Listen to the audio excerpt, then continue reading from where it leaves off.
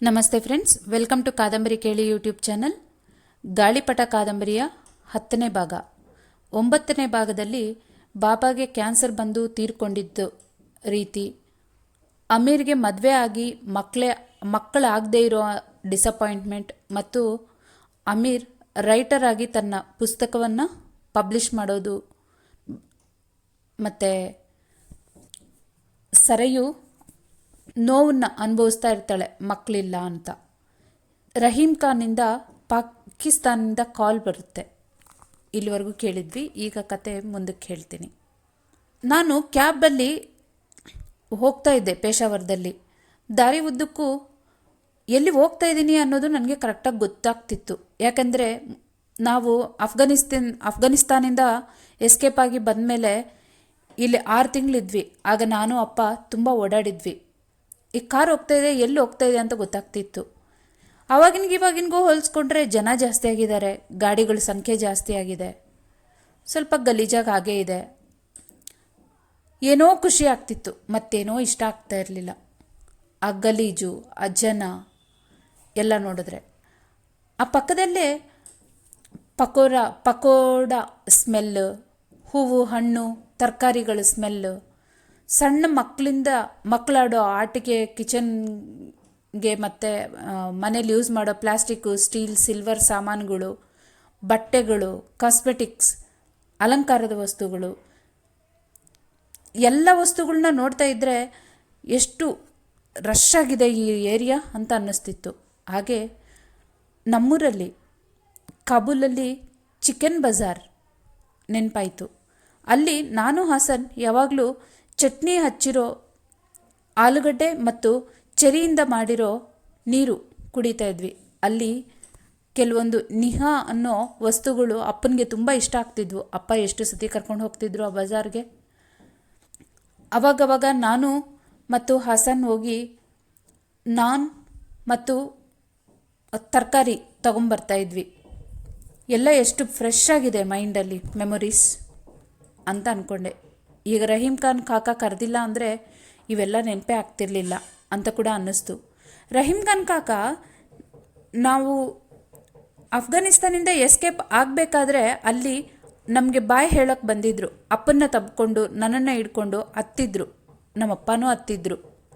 ಹಾಗೆ ನಮಗೆ ಬಾಯ್ ಹೇಳಿದರು.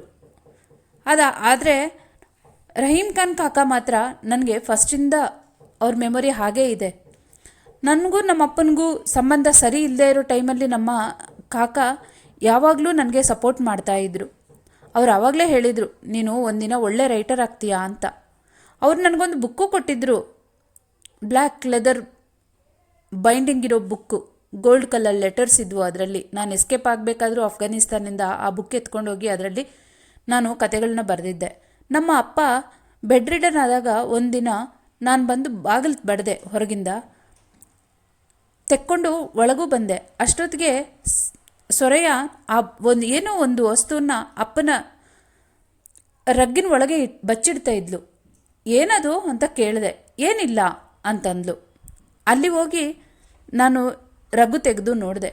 ಇದು ಅದೇ ಲೆದರ್ ಬೈಂಡ್ ಬುಕ್, ಅದೇ ಗೋಲ್ಡ್ ಲೆಟರ್ಸ್ ಅದ್ರ ಮೇಲೆ. ಅದನ್ನು ನೋಡಿದ್ದೆ. ಇದನ್ನ ಓದ್ತಿದ್ಯಾ ಅಂದರೆ, ನೀನು ಇಷ್ಟು ಚೆನ್ನಾಗಿ ಬರೀತೀಯ ಅಂತ ಗೊತ್ತಿರಲಿಲ್ಲ, ಬಾಬಾಗೆಲ್ಲ ಓದಿ ಹೇಳ್ತಾ ಇದ್ದೆ ಅಂದ್ಲು. ಆ ಬುಕ್ ಅವಳಿಗೆ ಕೊಟ್ಟು ನಾನು ರೂಮ್ ಒಳಗೆ ಹೊರಟೋಗಿದ್ದೆ. ಆ ಬುಕ್ಕಲ್ಲಿ ಬರೆದಿರೋ ಕತೆಗಳು ನಮ್ಮ ಬಾಬಾ ಕೂಡ ಕೇಳಿಸ್ಕೊಂಡಿದ್ರು. ಹಾಗೆಯೇ ನಾನು ಇವಾಗ ದೊಡ್ಡ ರೈಟರ್ ಕೂಡ. ಹೇಗಿದ್ದಾರೋ ಏನೋ ರಹೀಮ್ ಖಾನ್ ಕಾಕ. ಅವತ್ತು ನಾವು ಜಲಾಲಾಬಾದ್ಗೆ ಹೋಗ್ಬೇಕಾದ್ರೆ ಆ ಕಪ್ಪು ಕಣ್ಣಲ್ಲಿ ಅದು ಏನೋ ಡಿಸಪಾಯಿಂಟ್ಮೆಂಟ್ ಕಾಣ್ತಾ ಇತ್ತು. ಹಸನ್ಗೂ ಏನು ನಡೀತು ಅನ್ನೋದು ಕಾಕಗೆ ಗೊತ್ತಾ ಅಂತ ಯೋಚನೆ ಬರ್ತಾಯಿತ್ತು. ಗೊತ್ತಿದ್ರೂ ಇರುತ್ತೆ ಅಂತ ಅಂದ್ಕೊಂಡೆ. ಏನಿವೆ ಅಲ್ಲಿ ಅವರು ಹೇಳಿರೋ ಗುರುತುಗಳನ್ನು ಲೆಕ್ಕ ಹಾಕ್ತಾ ಅಲ್ಲಿ ಹೋದೆ. ಅಲ್ಲಿ ಒಂದು ಕತ್ತೆ ನಿಂತಿತ್ತು. ಅದನ್ನು ಹಚ್ ಅಂತ ಸೈಡ್ಗೆ ಮಾಡಿ ದಾಟ್ಕೊಂಡು ಮುಂದೆ ಹೋದೆ. ಅಲ್ಲಿ ಮೆಟ್ಲತ್ತಿ ಮೇಲೆ ಹೋದೆ. ಆ ಮೆಟ್ಲು ಒಂದೊಂದು ಹೆಜ್ಜೆ ಇಡುವಾಗಲೂ ಕಿರ್ ಕಿರ್ ಅಂತ ಶಬ್ದ ಮಾಡ್ತಾಯಿತ್ತು. ಒಂದು ಕಾರ್ನರ್ಗೆ ಇರೋ ಲಾಸ್ಟ್ ಮನೆ ಹೋಗಿ ಒಂದು ಸತಿ ಪೇಪರಲ್ಲಿ ಅಡ್ರೆಸ್ ನೋಡಿಕೊಂಡು ಬಾಗಿಲು ತಟ್ಟಿದೆ. ಬಾಬಾ ಅಮೇರಿಕಾಗೆ ಹೋದ್ಮೇಲೂ ಕಾಕಾ ಜೊತೆ ಮಾತಾಡ್ತಾ ಇದ್ರು. ಅವರಿಬ್ಬರು ತುಂಬ ಬೆಸ್ಟ್ ಫ್ರೆಂಡ್ಸ್. ಅವಾಗವಾಗ ಯಾವಾಗಲೂ ಮಾತಾಡೋರು. ಹೆಚ್ಚು ಕಮ್ಮಿ ತಿಂಗಳಿಗೊಂದ್ಸಲ ಯಾರು ಮಾತಾಡಿರೋರು. ಅವಾಗವಾಗ ಫೋನ್ ನನಗೂ ಕೊಡ್ತಾಯಿದ್ರು, ನಾನು ಮಾತಾಡಿಸ್ತಾ ಇದ್ದೆ. ಅಪ್ಪ ತೀರ್ಕೊಂಡ್ಮೇಲೆ ನನಗೂ ಅವ್ರಿಗೂ ಟಚ್ಚೇ ಬಿಟ್ಟೋಯ್ತು. ಅಪ್ಪ ತೀರ್ಕೊಂಡಾಗ ಒಂದು ಸತಿ ಕಾಲ್ ಮಾಡಿದ್ರು ಅವರು. ಆವಾಗ ಅಪ್ಪ ತೀರ್ಕೊಂಡಿದ್ದ ವಿಷಯ ಗೊತ್ತಾಯಿತು ಕಣೋ ಅಂತ ಹೇಳಿ ಸಮಾಧಾನ ಮಾಡಿದ್ರು. ಅದಾದಮೇಲೆ ನನಗೂ ಅವ್ರಿಗೂ ಯಾಕೋ ಟಚ್ಚೇ ಇಲ್ದಂಗೆ ಆಗೋಯ್ತು.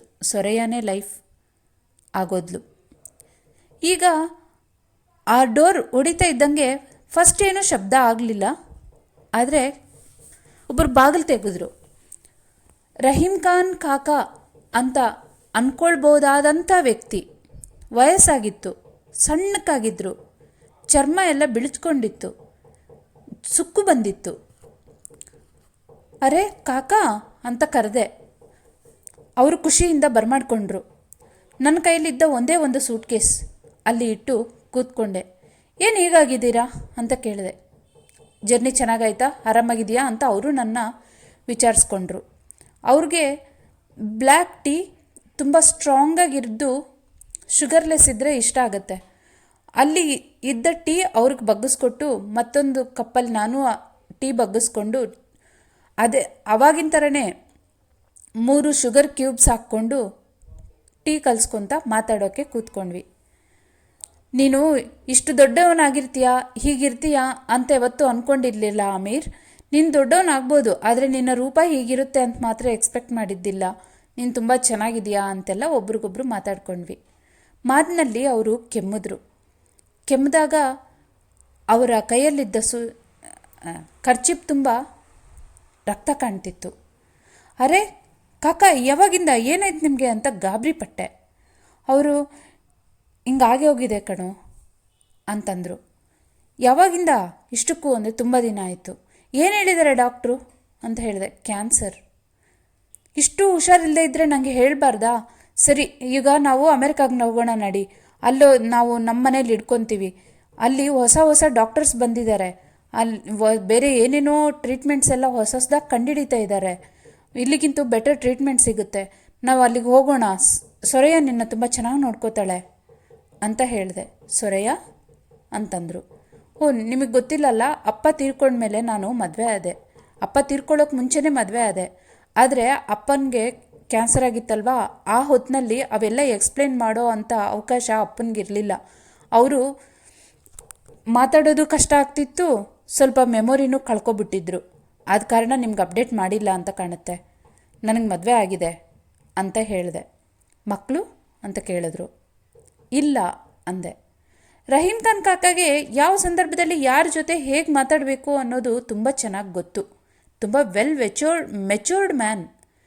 ಮಕ್ಕಳಿಲ್ಲ ಅಂದಮೇಲೆ ಅವ್ರ ಮುಂದಕ್ಕೆ ಅದ್ರ ಬಗ್ಗೆ ಏನೂ ಮಾತಾಡಲಿಲ್ಲ. ನಿನಗೆ ಗೊತ್ತಾ ಅಮೀರ್, ನೀವು ಅಮೆರಿಕಾಗೆ ಹೋದ್ಮೇಲೆ ನಾನು ಅದೇ ಮನೇಲಿದ್ದೆ ಅಂತ. ನನಗೆ ಆ ವಿಷಯ ಗೊತ್ತಿತ್ತು. ಅಪ್ಪ ಆ ಮನೇನ ಅಮೀರ್ ಖಾನ್ ಕಾಕಾಗೆ ಮಾರಿದ್ದಾರೆ ಅಂತ ಅಂದ್ಕೊಂಡಿದ್ದೀನಿ. ಆದರೆ ರಹೀಂ ಖಾನ್ ಕಾಕಾ ಹೇಳಿದ್ರು, ಅಮೀರ್ ನಿಮ್ಮಪ್ಪ ಹೋಗಬೇಕಾದ್ರೆ ಹೇಳಿದ್ರು, ಇದು ನಾನು ಕಷ್ಟಪಟ್ಟು ಸಂಪಾದನೆ ಮಾಡಿದ ಮನೆ ಅಲ್ಲದೆ ಇದರಲ್ಲಿ ನನ್ನ ಎಷ್ಟೊಂದು ನೆನಪುಗಳಿದ್ದಾವೆ. ಅಫ್ಘಾನಿಸ್ತಾನ್ ಪರಿಸ್ಥಿತಿ ಸರಿ ಹೋಗಿ ನಾವು ವಾಪಸ್ ಬರೋವರೆಗೂ ಈ ಮನೆ ತುಂಬ ಹುಷಾರಾಗಿ ನೋಡ್ಕೋ, ನೀನು ಹೆಂಗೂ ಹೊರಗೆ ಹೋಗ್ತಾ ಇಲ್ಲಲ್ಲ ಅಂತ ಒಪ್ಪಿಸಿದ್ರು. ಆಯಿತು ಅಂತ ನಾನು ಅದರಲ್ಲೇ ಇದ್ದೆ. ಇತ್ತೀಚಿನ ದಿನಗಳವರೆಗೂ ಅಲ್ಲೇ ಇದ್ದೆ ಅಮೀರ್ ಅಂತ ಹೇಳಿದ್ರು. ಇವಾಗ ಇಷ್ಟಕ್ಕೂ ನಾನು ನ್ಯೂಸ್ ಪೇಪರಲ್ಲಿ ಅಲ್ಲೂ ಇಲ್ಲೂ ನೋಡ್ತಿದ್ದೀನಿ, ನಮ್ಮ ಕಾಬೂಲಲ್ಲಿ, ಅದರಲ್ಲೂ ಹೋಲ್ ಅಫ್ಘಾನಿಸ್ತಾನಲ್ಲೆಲ್ಲ ಏನೇನೋ ನಡೀತಾ ಇದೆ ಅಂತ. ಅದೆಲ್ಲ ನಿಜ ಹಂಗೆ ನಡೀತಿದೆಯಾ ಅಂತ ಕೇಳಿದೆ. ಇಲ್ಲ, ಅದಕ್ಕಿಂತ ವರ್ಸ್ಟಾಗಿ ನಡೀತಾ ಇದೆ, ಇನ್ನೂ ದಾರುಣವಾಗಿ ನಡೀತಾ ಇದೆ ಅಂತ ಆವೇಶದಿಂದ ಅಂದರು. ಮತ್ತೆ ಕೆಮ್ಮಿದ್ರು. ಅವ್ರು ಕೆಮ್ಮುವಾಗ ಪ್ರತಿ ಸತಿ ಕೆಮ್ಮಿದಾಗ್ಲೂ ಅವರು ಸ್ವಲ್ಪ ಆಯುಷು ಕಮ್ಮಿ ಮಾಡ್ಕೋತಿದ್ದಾರೇನೋ ಅಂತ ಭಾಸವಾಗ್ತಾ ಇತ್ತು ನನಗೆ. ಯಾವಾಗ 1989 ಈ ರಷ್ಯನ್ ಅವರು ವಾರ್ನ ವಿಡ್ರಾ ಮಾಡಿದ್ರು, ಅವರು ಬಿಟ್ಟರು. ಆವಾಗ ತಾಲಿಬಾನ್ಸ್ ಎಲ್ಲರೂ ಬಂದು ಆಕ್ರಮಿಸ್ಕೊಂಡ್ರು. ಅವತ್ತು ನಮಗೆ ತುಂಬ ಖುಷಿಯಾಗಿತ್ತು. ನಮ್ಮ ಮನೆ ಹಿಂದ್ಗಡೆ ಜೈನಬ್ ಸಿನಿಮಾ ಹಾಲ್ಗೆ ಹೋಗುವಾಗ ಅಲ್ಲಿರೋ ಹೈಸ್ಕೂಲ್ ಎದುರುಗಡೆ ಒಂದು ದಾರಿ ಇತ್ತು, ನೆನಪಿದೆಯಾ ನಿನಗೆ ಅಂತ ಕೇಳಿದ್ರು. ಅದ್ಯಾಕೆ ನೆನಪಿಲ್ಲ? ಅದೊಂದು ಶಾರ್ಟ್ಕಟ್ ಅಲ್ವಾ? ಗೊತ್ತಿದೆ ಅಂತ ಹೇಳಿದೆ. ಯಾಕಂದರೆ ಆ ರೋಡಲ್ಲಿ ನಾವು ನಡ್ಕೊಂಡು ಹೋಗ್ಬೇಕಾದ್ರೇ ಸೋಲ್ಜರ್ಸ್ ಹಸನ್ಗೆ ನಿಮ್ಮಮ್ಮ ನನಗೆ ತುಂಬ ಚೆನ್ನಾಗಿ ಗೊತ್ತು, ಒಳ್ಳೆ ಸುಖ ಕೊಟ್ಲು ಅಂತ ಹಂಗಿಸಿದ್ರು. ಅವನು ಸಿನಿಮಾ ಹಾಲಲ್ಲಿ ಕೂತು ತುಂಬ ಹತ್ತಿದ್ದ. ಅವನ ಹೆಗ್ಲ ನಾನು ಕೈ ಹಾಕಿ ಹತ್ರ ಕೇಳ್ಕೊಂಡು ಸಮಾಧಾನ ಮಾಡಿದ್ದೆ. ಅದನ್ನು ಹೇಗೆ ಮರೆಯೋಕ್ಕಾಗತ್ತೆ? ನಾನು ಇದೇ ಯೋಚನೆ ಮಾಡುವಾಗ ಕಾಕ ಹೇಳೋಕ್ಕೆ ಸ್ಟಾರ್ಟ್ ಮಾಡಿದ್ರು. ಅವತ್ತು ಅಮೀರ್, ಯಾವಾಗ ತಾಲಿಬಾನ್ಸ್ ಅವರು ಆಕ್ಯುಪೈ ಎದುರಿಸಿ ಈ ರಷ್ಯಾದವರು ಹೋಗ್ತಾ ಇದ್ದಾರೆ ಅಂತ ಗೊತ್ತಾಯಿತು, ಅವತ್ತು ಪ್ರತಿ ಟ್ಯಾಂಕ್ ಮೇಲೆ ಅಲ್ಲೆಲ್ಲ ನಿಂತು ನಾವು ಫೋಸ್ ಕೊಟ್ವಿ. ಆ ದಾರಿ ಇದೆಯಲ್ಲ, ಆ ಇಡೀ ದಾರಿಯಲ್ಲಿ ನಾನು ಸೇರಿಸಿ ಎಷ್ಟು ಡ್ಯಾನ್ಸ್ ಮಾಡಿದ್ವಿ ಅಂತ ಹೇಳಲಿಕ್ಕಾಗಲ್ಲ. ತುಂಬ ಎಂಜಾಯ್ ಮಾಡಿದ್ವಿ. ಆದರೆ ನಮ್ಗವಾಗ ಗೊತ್ತಾಗಿಲ್ಲ ನಾವು ಬಾಂಡಿಯಿಂದ ಬೆಂಕಿಗೆ ಬೀಳ್ತಾ ಇದ್ದೀವಿ ಅಂತ. ಅದಾದಮೇಲೆ ಅವರು ತುಂಬ ಸ್ಟಾರ್ಟಿಂಗ್ ಸ್ವಲ್ಪ ದಿನ ಹಾಗೂ ಹೀಗೂ ಫ್ರೀಡಮ್ ಆಗಿದೆ ಅಂತ ಅನ್ನಿಸ್ತು. ಆದರೆ ಅವರೇ ಕಿತ್ತಾಡಿಕೊಂಡು ಒಂದೊಂದು ಪಾರ್ಟನ್ನು ಒಂದೊಂದು ಗ್ರೂಪ್ಗಳು, ಈ ತಾಲಿಬಾನ್ ಒಂದು ಗ್ರೂಪ್ ಆದರೆ ಮುಜಾಹಿದ್ದೀನ್ಗಳು ಒಂದು ಗ್ರೂಪು, ಹಾಗೆ ಒಂದೊಂದು ಏರಿಯಾವನ್ನು ಆಕ್ರಮಿಸ್ಕೊಂಡ್ರು. ನಾವು ಒಂದು ಏರಿಯಾದಿಂದ ಇನ್ನೊಂದು ಏರಿಯಾಗೆ ಹೋಗ್ಬೇಕಂದ್ರೆ ನಮಗೆ ಚೆಕ್ ಪಾಯಿಂಟ್ಸ್ ಇರುತ್ತೆ. ಅತಿ ಕಷ್ಟದ ಮೇಲೆ ಈ ಏರಿಯಾದಲ್ಲಿ ಎಲ್ಲ ಚೆಕ್ ಪಾಯಿಂಟ್ಸು ಕ್ಲಿಯರ್ ಮಾಡ್ಕೊಂಡು ಹೋದರೆ ಆ ಪಕ್ಕದಲ್ಲಿರೋ ನಮ್ಮ ಏರಿಯಾದಲ್ಲಿರೋ ಇನ್ನೊಂದು ಡಿಸ್ಟ್ರಿಕ್ಟ್ಗೆ ಹೋಗ್ಬೇಕಂದ್ರೆ ನಮಗೆ ವೀಸಾ ಬೇಕಾಗಿತ್ತು. ಹಾಗಾಗಿ ಎಲ್ಲೂ ಹೋಗೋಂಗಿರಲಿಲ್ಲ. ಎಷ್ಟು ಕಷ್ಟ ಆಯಿತು ಅಂದರೆ ಒಂದು ಮನೆಯಿಂದ ಇನ್ನೊಂದು ಮನೆಗೆ ಹೋಗೋಕ್ಕೆ ಮಾತಾಡಲಿಕ್ಕೆ ಜನ ಅಂಡರ್ ಪಾಸ್ಗಳನ್ನ ತಯಾರು ಮಾಡ್ಕೊಂಡಿದ್ರು. ಅದರಲ್ಲಿ ಬಗ್ಗಿ ಹೋಗಿ ಆ ಮನೆಗೂ ಈ ಮನೆಗೂ ಹೋಗಿ ಮಾತಾಡ್ಕೊಳ್ತಾ ಇದ್ವಿ. ಮತ್ತು ಎಷ್ಟೊಂದು ಅಂಡರ್ಗ್ರೌಂಡ್ ಪಾಯಿಂಟ್ಸ್ ಮಾಡಿಕೊಂಡು ಬಚ್ಚಿಡ್ಕೋತಾ ಇದ್ದರು ಜನ. ಯಾರು ಯಾವಾಗ ಸಾಯ್ತಾರೋ ಗೊತ್ತಿಲ್ಲ. ದಿನ ಮಲಗಬೇಕಾದ್ರೆ ಅಪ್ಪ ದೇವರೇ ಇವತ್ತೊಂದಿನ ನಂಗೆ ಆಯುಷ್ ಕೊಟ್ಟೆ, ಧನ್ಯವಾದಗಳು ಅಂತ ಹೇಳ್ಕೊಳ್ತಾ ಪ್ರೇಯರ್ ಮಾಡ್ಕೊಳ್ತಾ ಮಲ್ಕೊಳ್ತಿದ್ವಿ.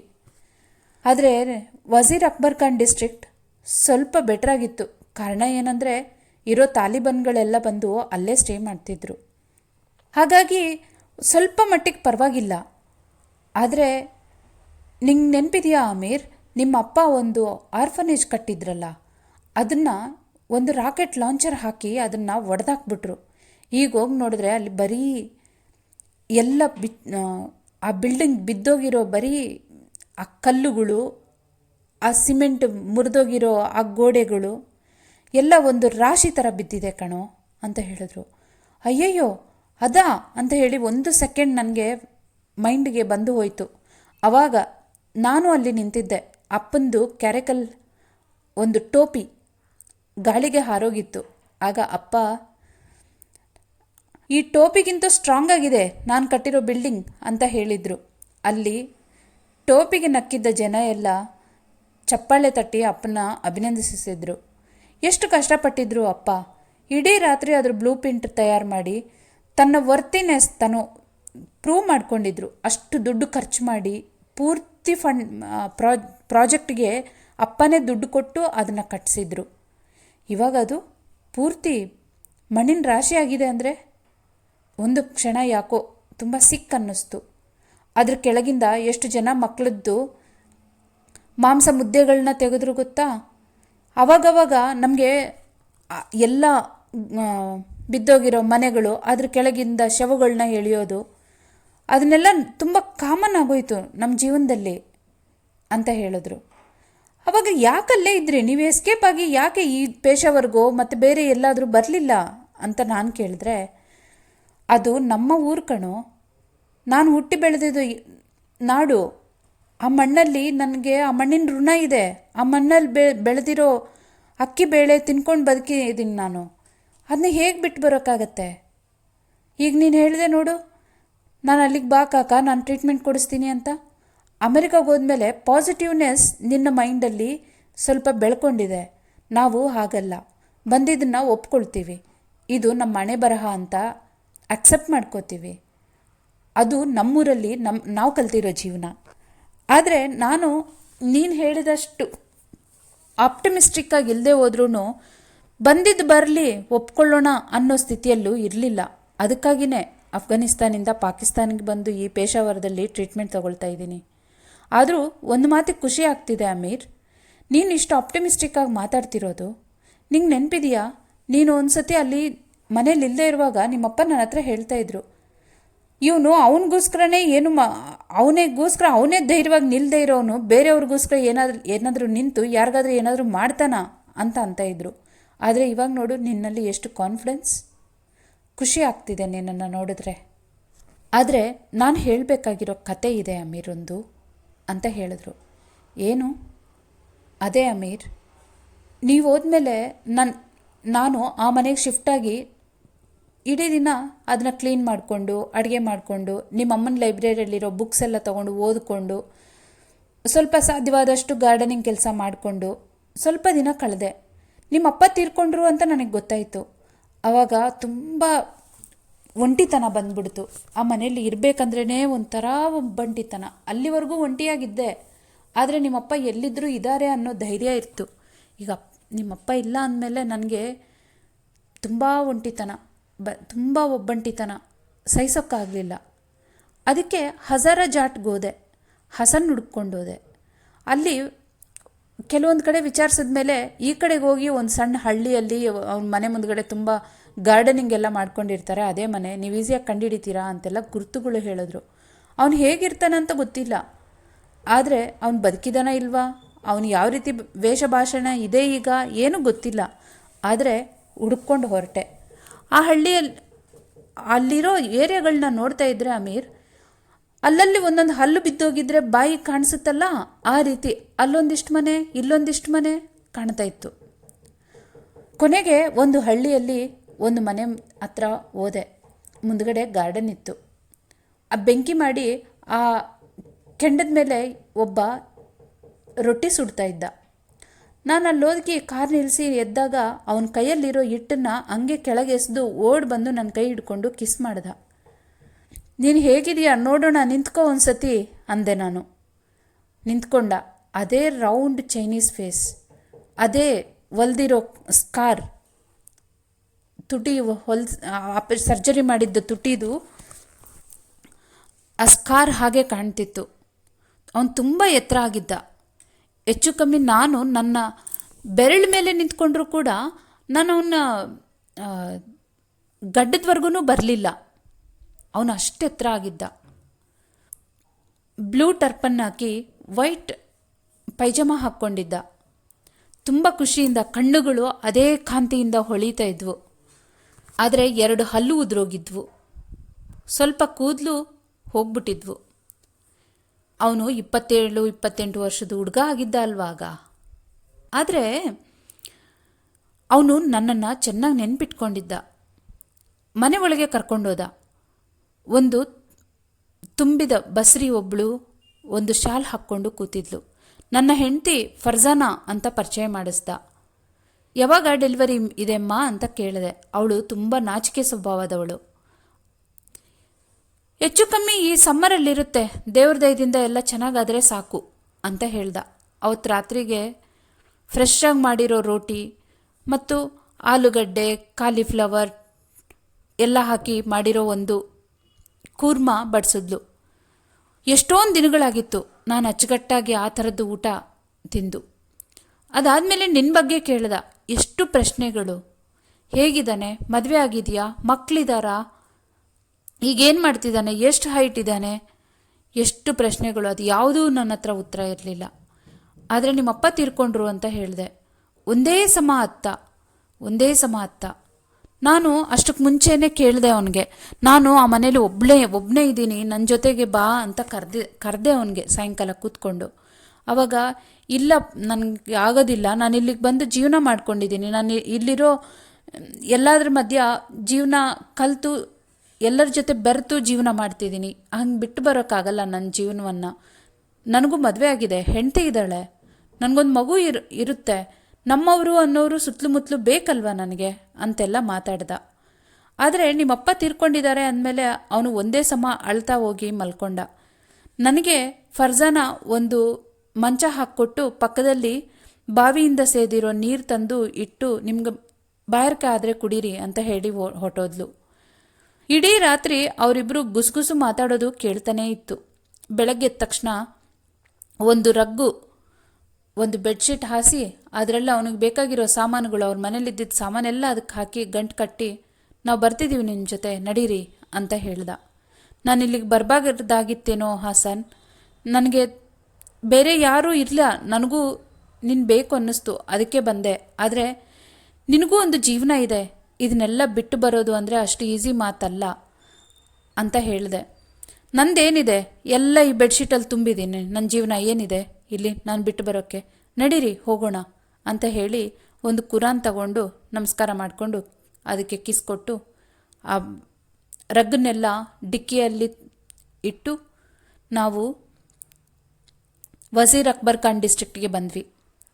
ಮನೆಗೆ ಬಂದ ತಕ್ಷಣ ಎಷ್ಟೊಂದು ವರ್ಷಗಳಿಂದ ಯಾರೂ ಮಲಗೇ ಇರಲಿಲ್ಲ ಆ ರೂಮ್ಗಳಲ್ಲಿ.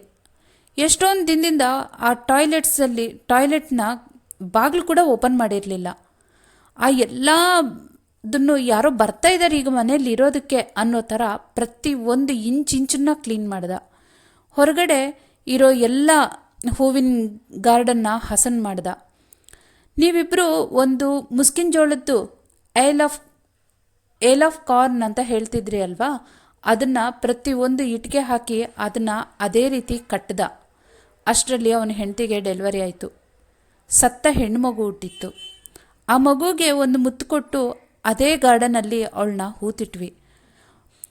ಆದರೆ ಫರ್ಜಾನ ತುಂಬ ಅಳ್ತಿದ್ಲು. ಯಾವಾಗಲೂ ಮಗನ್ನ ಕಳ್ಕೊಂಡ ತಾಯಿ ನಮಗೆ ಎಲ್ಲೂ ಎದುರು ಸಿಗಬಾರ್ದು ಅಮೀರ್, ತುಂಬ ಹತ್ಲು. ಅದಾದಮೇಲೆ ಅವರಿಬ್ಬರು ನನಗೆ ಅಡುಗೆ ಮಾಡ್ತಾಯಿದ್ರು. ನಿಂಗೆ ಗೊತ್ತಾ, ಹಸನ್ ಓದೋದು ಬರೆಯೋದು ಕಲ್ತಿದ್ದ, ಅಲ್ಲೇ ಇರೋ ಒಬ್ಬ ಫಾರ್ಸಿನವನ ಹತ್ರ ಕಲ್ತ್ಕೊಂಡಂತೆ. ನನಗೆ ಅದು ಇದು ಏನೇನೋ ಪುಸ್ತಕಗಳನ್ನ ರಾತ್ರಿ ಹೊತ್ತು ಮಲಗುವಾಗ ಅಥವಾ ಸುಮ್ಮನೆ ಕೂತಾಗ ನೀವಿಬ್ಬರು ಕೂತ್ಕೊಂಡಾಗ ನೀನು ಹಸನ್ಗೆ ಹೇಗೆ ಓದ್ತಿದ್ಯೋ ಅದೇ ರೀತಿ ನನಗೆ ಅವನು ಓದ್ತಾ ಇದ್ದ. ಫರ್ಜಾನ ನಮ್ಮಿಬ್ಬರನ್ನ ನೋಡ್ತಾ ಅಡುಗೆ ಮಾಡ್ತಾಯಿದ್ಲು. ಅವ್ರಿಗೆ ಎಷ್ಟೊಂದು ರಿಕ್ವೆಸ್ಟ್ ಮಾಡಿದೆ ನಾನು, ನೀವು ಬಂದು ಮನೆಯಲ್ಲೇ ಇರಿ, ಹೊರಗಡೆಗೆ ಬೇಡ ಅಂತ. ನಾಳೆ ಅಮೀರ್ ಬಂದರೆ ನಮ್ಮನ್ನು ನೋಡಿ ಏನು ಅನ್ಕೋತಾನೆ, ಅದೇನಾದರೂ ಮರ್ಯಾದೆಯಾಗಿರುತ್ತಾ? ನಾನು ಬರಲ್ಲ, ನಮ್ಮ ಸ್ಥಾನ ಏನು, ನಾವು ಅದರಲ್ಲಿ ಇರಬೇಕು ಅಂತ ಹೇಳಿ ಅವನು ಏನೇ ಹೇಳಿ ಎಷ್ಟೇ ನಾನು ಕನ್ವಿನ್ಸ್ ಮಾಡಿದ್ರೂ ಮನೆ ಒಳಗೆ ಮಾತ್ರ ಬಂದಿರಲಿಲ್ಲ. ಹೋಗಿ ಆವಾಗ ಮುಂಚೆ ಅವನು ಹುಟ್ಟಿದ್ದ ಅದೇ ಗುಡಿಸಲಲ್ಲಿ ಹೋಗಿ ಇದ್ದ. ಹೀಗೆ ಸ್ವಲ್ಪ ದಿನ ನಡೀತು. ಅಷ್ಟರಲ್ಲಿ ಫರ್ಜಾನ ಮತ್ತೆ ಪ್ರೆಗ್ನೆಂಟ್ ಆದ್ಲು. ಜೀವನ ತುಂಬ ಚೆನ್ನಾಗಿ ನಡೀತಾ ಇತ್ತು. ಇವರಿಲ್ಲದೆ ಹೋದರೆ ನಾನು ಹೇಗಪ್ಪ ಬದುಕ್ತಿದ್ದೆ ಅನ್ನೋ ಅಷ್ಟರ ಮಟ್ಟಿಗೆ ಅವರಿಬ್ಬರು ನನಗೆ ತುಂಬ ಕ್ಲೋಸ್ ಆದರು. ಅಷ್ಟರಲ್ಲಿ ಒಂದಿನ ಬೆಳಗ್ಗೆ ಎದ್ದು ನಾನು ಮನೆಯವರೆಗೆ ಬಂದೆ. ಬ್ಲೂ ಕಲರ್ ಬುರ್ಕಾ ಹಾಕ್ಕೊಂಡಿರೋ ಒಂದು ಹೆಂಗಸು, ಗ್ರೀನ್ ಕಲರ್ ಬುರ್ಕಾ ಹಾಕ್ಕೊಂಡಿರೋ ಒಂದು ಹೆಂಗಸು ಬಂದು ಆ ಗೇಟನ್ನು ಹಿಂಗೆ ತಟ್ತಾ ಇದ್ಲು. ಅಲ್ಲೋಗಿ ತೆಗೆದೆ. ನಿಲ್ಲೋಕ್ಕಾಗಲ್ವೇನೋ ಅನ್ನೋ ಹಂಗೆ ಬಿದ್ದೋದ್ಲು ಒಳಗಡೆಗೆ. ನಾನು ಹಸಾನ್ ಅಂತ ಜೋರಾಗಿ ಕೂಕ್ಕೊಂಡೆ. ಅವನು ಬಂದ. ಆ ಹೆಂಗಸನ್ನ ಎತ್ಕೊಬಂದು ನಾವು ರೂಮೊಳಗೆ ಹಾಲಲ್ಲಿ ಮಲಗಿಸಿದ್ವಿ. ನಾವು ಬುರ್ಕಾ ತೆಗೆದು ನೋಡಿದ್ವಿ. ಅವಳ ಕೈ ತುಂಬ ಗಾಯಗಳು. ಅವಳ ಮುಖದಲ್ಲಿ ಹೆಂಗೆ ಬೇಕೋ ಹಂಗೆ ಚಾಕು ತಗೊಂಡು ಇರಿದಿದ್ರು. ಒಂದು ಮೇಲ್ಗಡೆ ನಮ್ಮ ಹಣೆ ಮೇಲೆ ಕೂದಲು ಸ್ಟಾರ್ಟ್ ಆಗೋ ಪ್ಲೇಸಿಂದ ಕಣ್ಣಿನ ಕೆಳಗಿರೋ ಮೂಳೆವರೆಗೂ ಒಂದೇ ಚಾಕಲ್ಲಿ ಇರ್ತಿದ್ರು. ನಾನು ತಣ್ಣನ ಬಟ್ಟೆ ತಂದು ಅವಳ ಮುಖ ಒರೆಸಿ ಒಂದು ಸ್ವಲ್ಪ ಕಟ್ಟು ಕಟ್ಟಿ ಒಂದು ಸ್ವಲ್ಪ ಶುಶ್ರೂಷೆ ಮಾಡಿದ್ವಿ. ಸ್ವಲ್ಪ ಹೊತ್ತಿಗೆ ಎಚ್ಚರ ಆದ್ಲು. ಎಲ್ಲಿ ಹಸನ್, ಎಲ್ಲಿದ್ದಾನೆ ಅಂತ ಕೇಳಿದ್ಲು. ನಾನೇ ಇಲ್ಲೇ ಇದ್ದೀನಿ, ಏನು ಅಂತ ಹೇಳಿ ಅವನು ಕೈ ಹಿಡ್ಕೊಂಡ. ಓ, ನೀನು ನನ್ನ ಕನಸಲ್ಲಿ ಬಂದು ತುಂಬ ಕಾಡ್ತಿದ್ದೆ ಕಣೋ. ನನ್ನ ಕನಸಲ್ಲಿ ಕಾಣುವಾಗ ನೀನು ತುಂಬ ಸುಂದರವಾಗಿ ಕಾಣ್ತಾ ಇದ್ದೆ. ಆದರೆ ನಿಜವಾಗ್ಲೂ ನೋಡ್ತಾ ಇದ್ದರೆ ನನ್ನ ಕನಸಿಗೆ ನೋಡಿದ್ದವನಿಗಿಂತೂ ಈಗ ಇನ್ನೂ ಸುಂದರವಾಗಿ ಕಾಣ್ತಿದ್ಯಾ ನೀನು ಅಂತ ಅವನ ಕಡೆನೇ ನೋಡ್ತಾ ಇದ್ಲು. ಅದಕ್ಕೆ ಹಸನ್ ನಗ್ತಾ ಇದ್ದ. ನೀನು ನಗು, ಇನ್ನೊಂದು ಸತಿ ನಗು. ನೀನು ನನ್ನಿಂದ ಹೊರಗೆ ತೆಗೆದಾಗ ಕೂಡ ಅಳ್ಳಿಲ್ಲ ಕಣೋ, ನಗ್ನಗ್ತಾ ಹುಟ್ಟಿದ್ದೆ ನೀನು ಅಂತ ಹೇಳಿದ್ಲು. ಆ ತಕ್ಷಣ ಅವನ ಕೈ ಬಿಟ್ಬಿಟ್ಟ. ಅಲ್ಲಿಂದ ಮನೆಯಿಂದ ಹೊರಗೆ ನಡೆದ. ಆವಾಗ ಗೊತ್ತಾಯಿತು ಅದು ಸೋನು ಬಾರ್ ಅಂತ. ಅರೆ, ಇವಳು ಸೋನು ಬಾರ್ ಅಂತ ನನಗೆ ಆಶ್ಚರ್ಯ ಆಯಿತು. ಆದರೆ ಹಸನ್ ಹಸನ್ ಅಂತ ಎಷ್ಟು ಕರೆದ್ರೂ ಅವನು ಕೇಳಲಿಲ್ಲ. ನೀವಿಬ್ಬರೂ ಹೋಗಿ ಕೂತ್ಕೊಳ್ತಿದ್ರಲ್ಲ ಆ ಗುಡ್ಡದ ಮೇಲೆಗೆ ಓಡಿ ಹೋದ. ಅವನು ಎಷ್ಟು ಸ್ಪೀಡಾಗಿ ಹೋಗ್ತಿದ್ದ ಅಂದರೆ ಅವನು ಹೋಗ್ತಿರೋ ಜಾಗದಲ್ಲಿ ಒಂದು ಸ್ವಲ್ಪ ಧೂಳು ಹೇಳ್ತಾ ಇತ್ತು. ಅವತ್ತು ರಾತ್ರಿಗೆ ಬರಲಿಲ್ಲ. ಮಾರನೇ ದಿನ ಬೆಳಗ್ಗೆಗೆ ಬಂದ. ಅವನ ಕಣ್ಣು ಬಿತ್ತು. ಹತ್ತಿದ್ದಾನೆ ಅಂತ ಮುಖದಲ್ಲಿ ಗೊತ್ತಾಗ್ತಿತ್ತು. ಬಂದವನೇ ಅಮ್ಮ ಅಂತ ಕರೆದ ಅವಳನ್ನು. ನನಗೆ ಗೊತ್ತಿತ್ತು ಅವನು ಹೀಗೆ ಬಿಹೇವ್ ಮಾಡ್ತಾನೆ ಅಂತ. ಅವಳಿಗೆ ಒಳ್ಳೆ ಟ್ರೀಟ್ಮೆಂಟ್ ಕೊಟ್ಟ. ಫರ್ಜಾನ ಅಡುಗೆ ಮಾಡಿ ಬಡಿಸ್ತಾ ಇದ್ಲು, ಅವಳು ಬಟ್ಟೆ ಒಗಿತಾ ಇದ್ಲು. ಆ ವಿಂಟರಲ್ಲಿ ಈ ಫರ್ಜಾನಾಗೆ ಡೆಲಿವರಿ ಆಯಿತು. ಈ ಸೋನು ಬಾರ್ ಆ ಮಗು ಅವಳಿಗೆ ಡೆಲಿವರಿ ಮಾಡಿ ಚೆನ್ನಾಗಿ ನೋಡಿಕೊಂಡ್ಳು.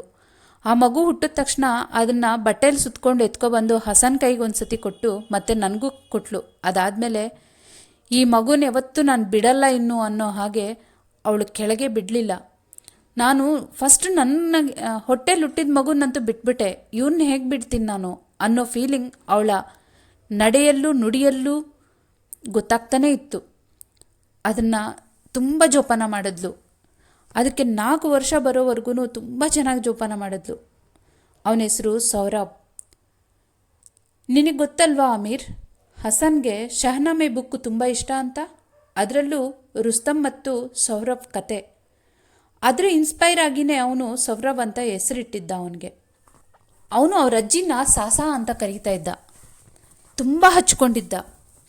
ಸೋನುಬಾರ್ ಏನೇನೋ ಗೊಂಬೆಗಳು, ಅಲ್ಲಿ ಸಿಗೋ ಪ್ರತಿಯೊಂದು ಮರದ ಚೂರಿಂದ ಇಡ್ಬೋದು, ಅಲ್ಲಿರೋ ಹುಲ್ಲಿಂದ ಇರ್ಬೋದು, ಒಂದು ಹಳೆ ಬಟ್ಟೆ ಆಗ್ಬೋದು, ಹೂವು ಹಣ್ಣು ಏನು ಸಿಕ್ಕಿದ್ರೆ ಅದರಲ್ಲೆಲ್ಲ ಒಳ್ಳೊಳ್ಳೆ ಗೊಂಬೆಗಳು ಮಾಡಿ ಕೊಡ್ತಾಯಿದ್ಲು.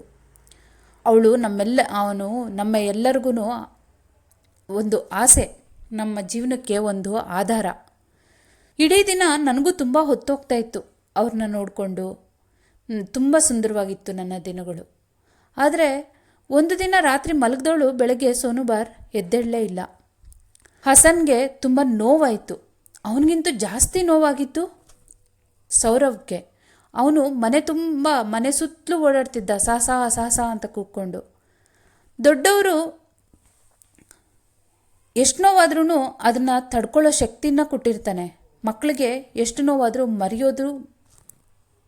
ಮರೆಯೋದಂತಹ ಒಂದು ಕ್ವಾಲಿಟಿನೂ ಮಕ್ಳಿಗೆ ಕೊಟ್ಟಿರ್ತಾನೆ. ಅವನು ನಿಧಾನಕ್ಕೆ ಮರ್ತ ಆ ಅಜ್ಜಿ ಸ್ಥಾನದಲ್ಲಿ ನನ್ನನ್ನು ತಾತನಾಗಿ ಊಹಿಸ್ಕೊಂಡ. ಅಲ್ಲಿಂದ ಮತ್ತೊಂದು 4 ವರ್ಷ ತುಂಬ ಚೆನ್ನಾಗಿ ನಡೀತು ಅಮೀರ್. ನಾನು ಅವಾಗವಾಗ ಹೊರಗಡೆ ಕರ್ಕೊಂಡೋಗಿ ಅವನಿಗೆ ಎಲ್ಲ ಕೊಡಿಸ್ತಾ ಇದ್ದೆ. ಬುಕ್ ಕೊಡಿಸ್ತಾ ಇದ್ದೆ, ಕೈಟ್ಸು, ಚಾಕ್ಲೇಟ್ಸು, ಅವನಿಗೇನು ಬೇಕೋ ಎಲ್ಲ ಕೊಡಿಸ್ತಾ ಇದ್ದೆ. ಹಸನ್ ಕೂಡ ತುಂಬ ಚೆನ್ನಾಗಿ ನೋಡ್ಕೋತಿದ್ದ. ಅವನ್ನ ಗಾಳಿಪಟ ಹೇಳ್ಕೊಟ್ಟಿದ್ದ, ಸ್ಲಿಂಗ್ ಶಾಟ್ ಎಸೆಯೋದು ಹೇಳ್ಕೊಟ್ಟಿದ್ದ. ಅಂದಾಗೆ ಸ್ಲಿಂಗ್ ಶಾಟ್ ಹಸನ್ಗಿಂತೂ ಚೆನ್ನಾಗಿ ಆಡ್ತಿದ್ದ ಅವನು. ಚೆನ್ನಾಗಿ ಅವನಿಗೆ ಗುರಿ ಇಟ್ಟ ಅಂದರೆ ತಪ್ಪಿಸ್ಕೊಳ್ಳೋ ಚಾನ್ಸೇ ಇಲ್ಲ. ಹಸನ್ ಅಲ್ಲಿ ನೀವು ಆಡ್ತಿದ್ದ ಆ ಗುಡ್ಡದ ಮೇಲೆಲ್ಲ ಹೋಗಿ ಗಾಳಿಪಟ ಹಾರಿಸೋದು ಹೇಳ್ಕೊಟ್ಟ. ಸ್ವಲ್ಪ ದಿನದಲ್ಲಿ 94-95 ಟೈಮ್ಗೆ ಅಲ್ಲಿ ತಾಲಿಬಾನ್ ಅವ್ರು ಬಂದು ಆ ಗಾಳಿಪಟ ಹಾರಿಸೋದನ್ನು ಬ್ಯಾನ್ ಮಾಡಿದ್ರು.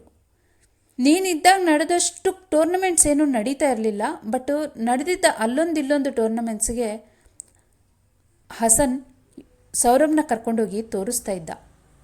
ಇದು ಒಂದು ಕಡೆಗಾದರೆ ನನಗೆ ಇಷ್ಟಕ್ಕೂ ಹಸನ್ ನನ್ನನ್ನು ಅಷ್ಟು ಹಚ್ಕೊಂಡಿದ್ನಾ ಅಂತ ಕೇಳಿದೆ.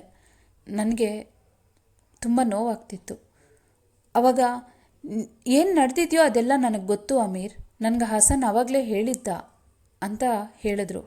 ಓಕೆ, ಈ ವಿಷಯ ಇನ್ನೊಬ್ಬರು ವ್ಯಕ್ತಿಗೂ ಗೊತ್ತಿದೆ, ಪರವಾಗಿಲ್ಲ ಅಂತ ಅನ್ನಿಸ್ತು ನನಗೆ. ಆಮೇಲೆ ನಿನಗೆ ಒಂದು ಲೆಟರ್ ಕೊಟ್ಟಿದ್ದ ಹಸನ್, ಕೊಡ್ತೀನಿರು ಅಂತ ಹೇಳಿ ಕೊಟ್ಟರು. ಅದನ್ನು ಓಪನ್ ಮಾಡಿ ನೋಡಿದೆ. ಹಸನ್ ಮನೆ ಮುಂದುಗಡೆ ಸೂರ್ಯನ ಬೆಳಕಿಗೆ ಮುಖ ಮಾಡಿ ನಗ್ನಗ್ತಾ ನಿಂತಿದ್ದ. ಅವನ ಹೋಗಿರೋ 2 ಹಲ್ಲು ಹಾಗೆ ಕಾಣ್ತಿತ್ತು. ಅವನ ಮಗ ಮುಂದೆ ನಿಂತಿದ್ದ. ಸ್ಮೈಲ್ ಮಾಡ್ಕೊಂಡಿಬ್ಬರು ಫೋಟೋಗೆ ಫೋಸ್ ಕೊಟ್ಟಿದ್ರು. ಫೋಟೋ ನೋಡಿದ್ವಿ. ಅದರ ಹಿಂದೆ ಒಂದು ಲೆಟರ್ ಇತ್ತು. ಇದು ನನಗೆ 6 ತಿಂಗಳ ಕೆಳಗೆ ಕೊಟ್ಟಿದ್ದ. ಹಸನ್ ಅಂತ ಕೊಟ್ಟರು. ಓಪನ್ ಮಾಡಿ ನೋಡಿದೆ. ಅಮೀರ್ ಆಗ ನೀವು ಚೆನ್ನಾಗಿದ್ದೀರಾ ಅಂತ ಭಾವಿಸ್ತೀನಿ. ನಾನಿಲ್ಲಿ ಚೆನ್ನಾಗಿದ್ದೀನಿ ದೇವ್ರ ದಯದಿಂದ. ನಾವು ಚಿಕ್ಕಂದ್ರಲ್ಲಿ ಆಡ್ತಾ ಇದ್ದ ಆಟಗಳು, ನಾವು ಓಡಾಡ್ತಾ ಇದ್ದ ಜಾಗಗಳು ಏನೂ ಇವಾಗ ಇಲ್ಲ ಇಲ್ಲಿ. ಕಾಬೂಲ್ ತುಂಬ ಹಾಳಾಗ್ಬಿಟ್ಟಿದೆ. ನಾನು ನನ್ನ ಮಗನ ಜೊತೆ ಖುಷಿಯಾಗಿದ್ದೀನಿ. ನೀವು ನಿಮ್ಮ ಫೋಟೋ ಕೊಟ್ಟರೆ ನನ್ನ ಕಣ್ಣಿಗೆ ಒಂದು ನನ್ನ ಮನಸ್ಸಿಗೆ ಕಣ್ಣಿಗೆ ತುಂಬ ಸಂತೋಷ ಆಗುತ್ತೆ. ಇದು ನಿಮಗೆ ನನ್ನದು ಒಂದು ಫೋಟೋ ಕಳಿಸ್ತಿದ್ದೀನಿ. ಇಲ್ಲೊಂದು ಸತಿ ಏನಾಯಿತು ಗೊತ್ತಾ, ನಾನು ತರಕಾರಿ ತರೋಣ ಅಂತ ಹೇಳಿ ಫರ್ಜಾನನ್ನು ಕರ್ಕೊಂಡು ನಾನು ನಾವು ಯಾವಾಗಲೂ ಹೋಗ್ತಿದ್ವಲ್ಲ ಆ ಮಾರ್ಕೆಟ್ಗೆ ಹೋಗಿದ್ದೆ. ಅಲ್ಲಿ ಅವನಿಗೆ ಆಲೂಗಡ್ಡೆ ಎಷ್ಟಪ್ಪ ಅಂತ ಕೇಳಿದ್ಲು ಅವಳು. ಅವನಿಗೆ ಪಾಪ ಕಿವಿ ಕೇಳಲ್ಲ. ಅದಕ್ಕೆ ಇವಳು ಇನ್ನೊಂದು ಸ್ವಲ್ಪ ಜೋರಾಗಿ ಕೇಳಿದ್ಲು. ಹೆಂಗಸರು ಜೋರು ಮಾತಾಡ್ತೀರಾ ಅಂತ ಹೇಳಿ ಆ ತಾಲಿಬಾನ್ ಅವನು ಒಬ್ಬ ಬಂದು ಅವಳನ್ನ ಹೊಡಿತಾ ಇದ್ದ. ಕೆಳಗೆ ಬಿದ್ದು ಒದ್ದಾಡ್ತಿದ್ಲು ಅವಳು. ಅವಳ ತೊಡೆಗೆ ಬಡ್ದ ಅವನು. ನಾನು ಅಲ್ಲೇ ನಿಂತೆ, ನನ್ನ ಹೆಂಡ್ತಿನ ಹೊಡಿತಾ ಇದ್ದರೆ ನೋಡಿಕೊಂಡು. ಒಂದು ವೇಳೆ ನಾನು ಅಡ್ಡ ಹೋದರೆ ನನಗೆ ಅವನು ಶೂಟ್ ಮಾಡಿಬಿಡ್ತಾ ಇದ್ದ. ಅದಾದಮೇಲೆ ಮನೆಗೆ ಕರ್ಕೊಬಂದೆ. ಅವಳಿಗೆ ಅಲ್ಲೆಲ್ಲ ಬಾಸುಂಡೆ ಬಂದಿದ್ವು. ಅದು ಕಪ್ಪು ಕಲೆ ಆಗಿ ಎಷ್ಟು ದಿನ ಇತ್ತು ಗೊತ್ತಾ. ಹೀಗಿದೆ ನೋಡು ಅಫ್ಘಾನಿಸ್ತಾನ ಪರಿಸ್ಥಿತಿ ಈಗ. ಹೆಂಡತಿನ ಬೇರೆ ಯಾವನೋ ಬಂದು ಹೊಡಿತಾ ಇದ್ದರೆ ಗಂಡ ನೋಡ್ಕೊಳ್ತಾ ನಿಂತ್ಕೊಳ್ಳೋ ಪರಿಸ್ಥಿತಿ. ನಾನೇನು ನನ್ನ ಸಾವಿಗೆ ಭಯ ಪಡ್ತಿರ್ಲಿಲ್ಲ ಅಮೀರಾಗ. ಆದರೆ ನನ್ನ ಹೆಂಡತಿಗೆ ಗಂಡ ಬೇಕು. ನಾವೇನಾದರೂ ಹೆಚ್ಚು ಕಮ್ಮಿ ಆದರೆ ನನ್ನ ಸೌರಭ್ ಏನಾಗ್ತಾನೆ? ಅವನಿಗಾಗಿ ನಾನು ಸುಮ್ಮನೆ ನೋಡ್ತಾ ನಿಂತೆ ಅಮೀರಾಗ. ರಹೀಮ್ ಖಾನ್ ಕಾಕ ನಮ್ಮನ್ನ ತುಂಬ ಚೆನ್ನಾಗಿ ನೋಡ್ಕೋತಿದ್ದಾರೆ. ಅವ್ರಿಗೂ ಹುಷಾರಿಲ್ಲ. ದಿನಾನೂ ಅವರಿಗೆ ವೆಯ್ಟ್ ಲಾಸ್ ಆಗ್ತಾ ಇದ್ದಾರೆ. ಊಟ ಮಾಡೋದು ತುಂಬ ಕಮ್ಮಿ ಮಾಡಿದ್ದಾರೆ. ಈಗ ಅವರು ಟ್ರೀಟ್ಮೆಂಟ್ಗೆ ಹೋಗ್ತಾ ಇದ್ದಾರೆ. ನಾನು ಈಗಲೇ ಸೌರವ್ಗೆ ತುಂಬ ಹೇಳಿ ಮನಸ್ಸನ್ನು ಗಟ್ಟಿಗೊಳಿಸಿದ್ದೀನಿ. ಅಲ್ಲಿಗೆ ಹೋಗಿ ತಾತನಿಗೆ ಕೆಮ್ಮು ಬರ್ತಾಯಿದೆ, ವಾಸಿ ಮಾಡ್ಕೊಂಬರ್ತಾರೆ ಅಂತ. ಅವ್ರ ಕೆಮ್ಮಿದಾಗೆಲ್ಲ ರಕ್ತ ಬರುತ್ತೆ, ಭಯ ಆಗತ್ತೆ. ನಿಮ್ಮ ಹತ್ರ ಎಷ್ಟೊಂದು ಮಾತಾಡಬೇಕು ಅಂತ ಅನಿಸುತ್ತೆ. ನೀವು ಏನೇನು ಆಟ ಆಡ್ತಿದ್ವಿ, ಎಲ್ಲೆಲ್ಲ ಆಟ ಆಡ್ತಿದ್ವಿ ಎಲ್ಲನೂ ನನ್ನ ಸೌರಭ್ಗೆ, ನನ್ನ ಹೆಂಡತಿಗೆ ಗೊತ್ತು. ಬಾಬಾ ಹೋಗಿದ್ದಾರೆ ಅಂತ ಗೊತ್ತಾಗಿ ತುಂಬ ನೋವಾಯಿತು. ನಾನು 40 ದಿನ ಮೌರ್ನಿಂಗ್ ಆಚರಣೆ ಮಾಡಿದೆ. ನನಗಿವಾಗ ಓದೋಕ್ಕೆ ಬರೆಯೋಕ್ಕೆ ಬರುತ್ತಲ್ವಾ ಅಮೀರಾಗ? ನೀವು ಯಾವಾಗಾದರೂ ನನಗೆ ಲೆಟರ್ ಬರೀತೀರಾ ಅಂತ ಆಶಿಸ್ತಾ ಇದ್ದೀನಿ. ಈಗ ನಾನು ರಹೀಮ್ ಖಾನ್ ಅವ್ರಿಗೆ ಮೂಲಕ ಕೊಟ್ಟು ಕಳಿಸ್ತಿದ್ದೀನಿ. ನೀವು ಅವ್ರಿಗೂ ಧನ್ಯವಾದಗಳು ಹೇಳಿ. ಮುಂದೆ ಒಂದು ದಿನ ಬರಲಿ, ನೀವು ಬರೆದಿರೋ ಲೆಟರ್ ನನ್ನ ಕೈಯಲ್ಲಿ ಇರೋ ಥರ, ನಾನು ಡೈರೆಕ್ಟಾಗಿ ನಿಮಗೆ ಲೆಟ್ರ್ ಬರೆಯೋ ಥರ ಇರ್ತೀನಿ ಅಂತ ಹೇಳಿ ಬರೆದಿದ್ದ. ಅದನ್ನು 2-3 ಸತಿ ಓದಿದೆ. ಆ ಫೋಟೋನ 4-5 ನಿಮಿಷ ತದೇಕ ದೃಷ್ಟಿಯಿಂದ ನೋಡಿದೆ. ಅದನ್ನು ಮಡಚಿ ಜೋಬಲ್ಲಿ ಇಟ್ಕೊಂಡೆ. ಇದು ಬರೆದಿದ್ದು 6 ತಿಂಗಳ ಹಿಂದೆ ಅಂತ ಹೇಳಿದ್ರು. ಇವಾಗ ಏನು ಮಾಡ್ತಿದ್ದಾನೆ ಹಸನ್ ಅಂತ ಕೇಳಿದೆ. ಒಂದು 3 ತಿಂಗಳ ಹಿಂದೆ ತಾಲಿಬನ್ಗೆ ಗೊತ್ತಾಯ್ತಂತೆ ಈ ಮನೆಯಲ್ಲಿ ಹಜಾರ ಫ್ಯಾಮ್ಲಿ ಇದೆ ಅಂತ. ಅವ್ರು ಬಂದು ಅಲ್ಲಿ ಜಪ್ತಿ ಮಾಡೋಕ್ಕೆ ನೋಡಿದ್ರಂತೆ.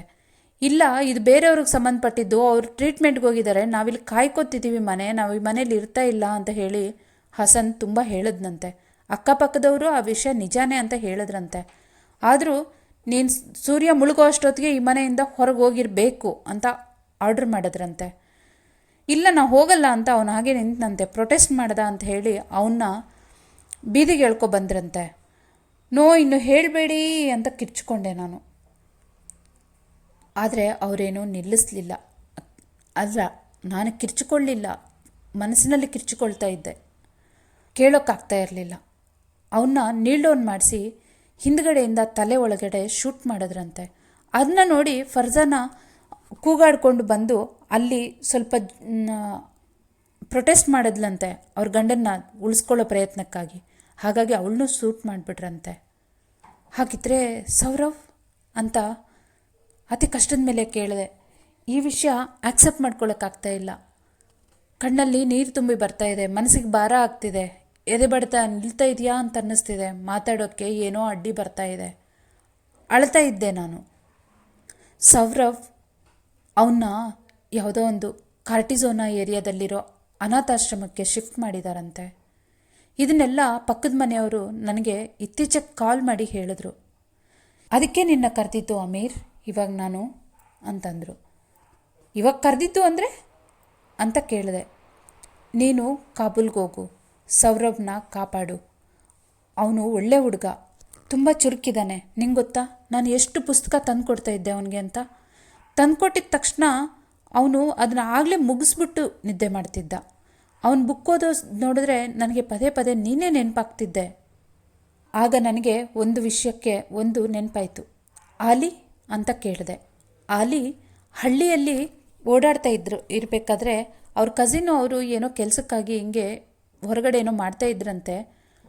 ಪೋಲಿಯೋ ಬಂದಿತ್ತಲ್ವಾ ಅಲ್ಲಿಗೆ, ಯಾವುದೋ ಒಂದು ಲ್ಯಾಂಡ್ ಮೈನ್ ಮೇಲೆ ಕಾಲಿಟ್ಟನಂತೆ. ಅಲ್ಲೇ ಬಸ್ಟ್ ಆಗಿಬಿಟ್ಟಿದ್ದಾನೆ, ಅವನು ಸತ್ತೋಗ್ಬಿಟ್ಟಿದ್ದಾನೆ. ಅವ್ರು ಸತ್ತ ಮೇಲೆ 2 ವರ್ಷಕ್ಕೇ ಹಸನ್ ನಮ್ಮ ಜೊತೆಗೆ ಬಂದಿದ್ದು ಅಂತ ಹೇಳಿದ್ರು ಅಮೀರ್ ಕಾಕ. ಆಲಿ, ಹಸನ್, ಫರ್ಜಾನಾ, ಸೌರವ್ ಎಲ್ಲರೂ ಒಂದು ಸೆಕೆಂಡ್ ನನ್ನ ಮೈಂಡಲ್ಲಿ ಗಿರ್ರ್ ಅಂತ ತಿರುಗಿದ್ರು. ಹಸನ್ಗೆ ಆಪ್ರೇಷನ್ ಮಾಡಿಸಿದ ದಿನ ಅವನು ಮಂಚದ ಮೇಲೆ ಮಲಗಿದ್ದ.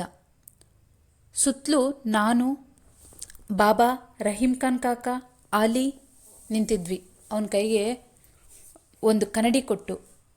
ಇವಾಗ ನೆನಪಿಸ್ಕೊಂಡ್ರೆ ಅಲ್ಲಿ ನಿಂತವರಲ್ಲಿ ಎಲ್ಲರ ಪೈಕಿ ಕೆಲವರು ಸತ್ತೋಗಿದ್ದಾರೆ, ಇವ್ರು ಸಾಯ್ತಾ ಇದ್ದಾರೆ. ನಾನೊಬ್ಬನೇ ಸ್ವಲ್ಪ ಸರಿಯಾಗಿ ಬದುಕಿರೋದು.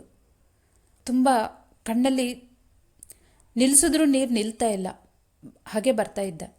ಆದರೆ ಹಸನ್ ನಿಮ್ಮ ಜೊತೆ ಇದ್ದಾನೆ, ಈ ಥರದ ವಿಷಯಗಳನ್ನು ನನಗೆ ಯಾಕೆ ತಿಳಿಸ್ಲಿಲ್ಲ ಅಂತ ಕೇಳಿದೆ. ಅದಕ್ಕೆ ಕಾಕ ಹೇಳಿದ್ರು, ನೀನು ತಿಳ್ಕೊಬೇಕು ಅಂದ್ಕೊಳ್ತೀಯಾ ಅಂತ ನನಗೆ ಅನಿಸಿರ್ಲಿಲ್ಲ ಅಮೀರ್, ನೀನು ಅಂದ್ಕೊಂಡಿದ್ದೀಯಾ ಅಂತ ಕೇಳಿದ್ರು. ನನ್ನ ಒಳಮನಸ್ಸು ಇಲ್ಲ ಅಂತು, ಮೇಲ್ಗಡೆಗೆ ಹೌದು ಅಂತ ಹೇಳಿದೆ. ಈ ಎಪಿಸೋಡ್ ಇಲ್ಲಿಗೆ ನಿಲ್ಲಿಸ್ತಾ ಇದ್ದೀನಿ ಫ್ರೆಂಡ್ಸ್. ಹಸನ್ ತೀರ್ಕೊಂಡಿದ್ದು ತುಂಬ ಬೇಜಾರಾಗತ್ತೆ ಅಲ್ವಾ? ಆ ರೀತಿ ಜೀವನಗಳು ಎಷ್ಟು ಕಳ್ಕೊಂಡ್ವೋ ಅಲ್ಲಿ ಆ ಊರಲ್ಲಿ. ಅಲ್ಲೇ ಅಲ್ಲ, ಈಗಲೂ ತಾಲಿಬನ್ಸೇ ಇದ್ದಾರೆ ಅಲ್ವಾ? ಈಗ ಏನು ಪರಿಸ್ಥಿತಿ ಇದೆಯೋ ಏನೋ. ಎನಿವೇಸ್, ಹೋಪ್ ನಿಮಗೆ ಕತೆ ಇಷ್ಟ ಆಯಿತು ಅಂತ ಅಂದ್ಕೊಳ್ತೀನಿ. ಮುಂದೆ ಇನ್ನೂ ಇಂಟ್ರೆಸ್ಟಿಂಗ್ ಮ್ಯಾಟರ್ಸ್ ಇದೆ, ಇದರಲ್ಲೇ ಕಂಟಿನ್ಯೂ ಮಾಡೋಣ ಅಂದ್ಕೊಂಡೆ. ಬಟ್ ಇನ್ಫಾರ್ಮೇಷನ್ ತುಂಬ ಜಾಸ್ತಿ ಇದೆ, ತುಂಬ ಇಂಪಾರ್ಟೆಂಟ್ ಇನ್ಫಾರ್ಮೇಷನ್. ಹಾಗಾಗಿ ಈ ಎಪಿಸೋಡ್ ಇಲ್ಲಿಗೆ ಮುಗಿಸ್ತಾ ಇದ್ದೀನಿ. ಮಿಕ್ಕಿದ್ದನ್ನು ಮುಂದಿನ ಎಪಿಸೋಡಲ್ಲಿ ಹೇಳ್ತೀನಿ. ನಿಮಗೆ ಈ ಕತೆ, ಈ ನರೇಷನ್ ಇಷ್ಟ ಆದರೆ ನನ್ನ ಚಾನಲ್ಗೆ ಸಬ್ಸ್ಕ್ರೈಬ್ ಮಾಡಿ, ಹಾಗೆ ಶೇರ್ ಆ್ಯಂಡ್ ಲೈಕ್ ಮಾಡಿ. Good day. Pause recording.